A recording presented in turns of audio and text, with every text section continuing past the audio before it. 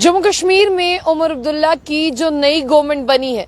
जम्मू कश्मीर की गवर्नमेंट से जम्मू मिसिंग है, ऐसा कहना है राम माधव जी का। राम माधव जी ने कहा कि देखिए, जम्मू कश्मीर तो कहने में जम्मू और कश्मीर है, और इसमें अभी हाल ही में आपने देखा कि जो असेंबली चुनाव हुए उनमें चुनी हुई, जिस तरह से बात करते हैं, नेशनल कॉन्फ्रेंस की गवर्नमेंट है, लेकिन उस गवर्नमेंट की बात करते हैं जो उमर अब्दुल्ला की है, उसमें जम्मू मिसिंग है। उन्होंने इसका कारण बताया कि देखिए, अगर नेशनल कॉन्फ्रेंस जीती है तो वादी कश्मीर में यानी वैली में सबसे ज्यादा वोट जो है वो नेशनल कॉन्फ्रेंस को पड़ा है, इसीलिए जो है आपको बता दें कि उमर अब्दुल्ला जीते हैं। वहीं उन्होंने जम्मू की बात की, उन्होंने कहा कि जम्मू से जो है वो उमर अब्दुल्ला नहीं जीते हैं, ना ही जम्मू से नेशनल कॉन्फ्रेंस की कोई सीट आई है, तो इसका साफ तौर पर यह मतलब है कि उनकी गवर्नमेंट से वो जम्मू मिसिंग है। गुरेज की सीट की बात करते हुए उन्होंने कहा, एक इंटरव्यू के दौरान उन्होंने कहा कि गुरेज में हमारा कैंडिडेट जो है वो जीत जाता, लेकिन कुछ वोटों की वजह से हमारा कैंडिडेट नहीं जीत पाया। और उन्होंने ये भी कहा कि देखिए, पहले वैली की बात करते हैं, वो भारतीय जनता पार्टी को पसंद नहीं करती थी, लेकिन आहिस्ता आहिस्ता लोग जो है वो भारतीय जनता पार्टी को पसंद करने लगे हैं।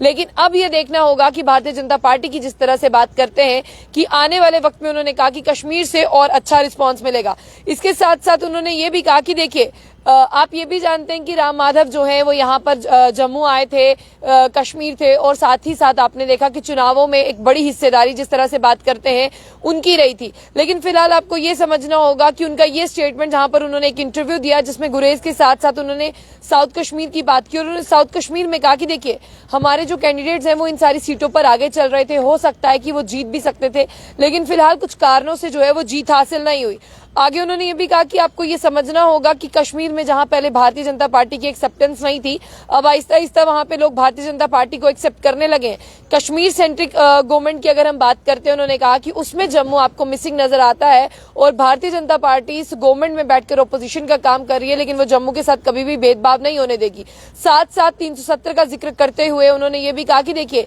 370 की बात करते हैं यहाँ पर, उन्होंने ये भी कहा कि 370 की जिस तरह से बात यहाँ पर की जाती है, और राम माधव ने कहा कि अगर उमर अब्दुल्ला ने वोट लिए हैं तो उन्होंने वोट जो है वो 370 की बात करके ही लिए हैं, ऐसे अगर वो वोट लेते तो कोई और बात थी। लेकिन उन्होंने अपने मैनिफेस्टो में 370 का जिक्र किया है, और उस 370 के जिक्र के साथ साथ उन्होंने बहुत सी चीजें ऐसी कही हैं जो कहीं अब पॉसिबल नहीं हो पाती कि जो मिल पाएंगी। लेकिन अब देखने वाली बात यह होगी कि क्या होता है आने वाले समय में। और जिस तरह से इस गवर्नमेंट की बात की जाती है कि जिसमें जम्मू की कोई बात नहीं होती, और जम्मू को उन्होंने कहा है कि हम पीछे नहीं रहने देंगे, चाहे भारतीय जनता पार्टी ओपोजिशन में बैठेगी। लेकिन अब उमर अब्दुल्ला को ये देखना होगा कि जहां पर उन्होंने अपने मैनिफेस्टो में 370 का जिक्र किया था, और सरकार बनने के बाद में जब उन्हें पता चल गया था कि वो जीत गए, उन्होंने कहा कि 370 का रास्ता आसान नहीं है, और जिन लोगों ने हमसे 370 छीना है उनसे 370 मांगना जो है वो बेवकूफी सी नजर आती है। और अभी आपने देखा कि उमर अब्दुल्ला जो है वो दिल्ली में है, और दिल्ली की जिस तरह से बात करते हैं, वो गए थे, उन्होंने प्रधानमंत्री नरेंद्र मोदी को फर्स्ट कैबिनेट में पास हुआ स्टेटहुड का रेजोल्यूशन सौंपा,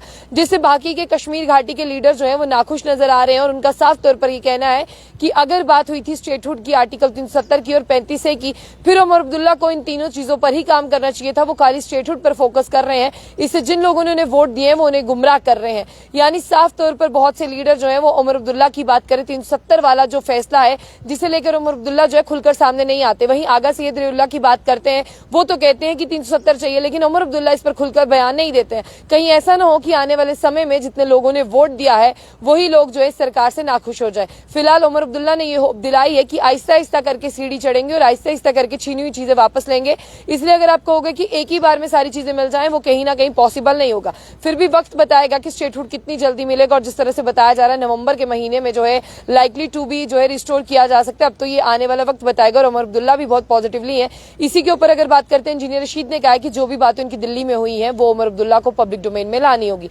देखते हैं कितनी जल्दी उमर अब्दुल्ला जो है अपना स्टेटमेंट साझा करते हैं कि दिल्ली में क्या कुछ चीजों के लेकर बातें की। लेकिन राम माधव का ये भी कहना है कि हम बीजेपी के साथ, भारतीय जनता पार्टी कभी भी नेशनल कॉन्फ्रेंस के साथ मिलकर कोई सरकार नहीं बनाना चाहती थी। इन सब चीजों को आप किस तरह से देखते हैं जरूर बताइएगा। जाने से पहले जो बुलेटिन न्यूज को लाइक और फॉलो करना ना भूलें।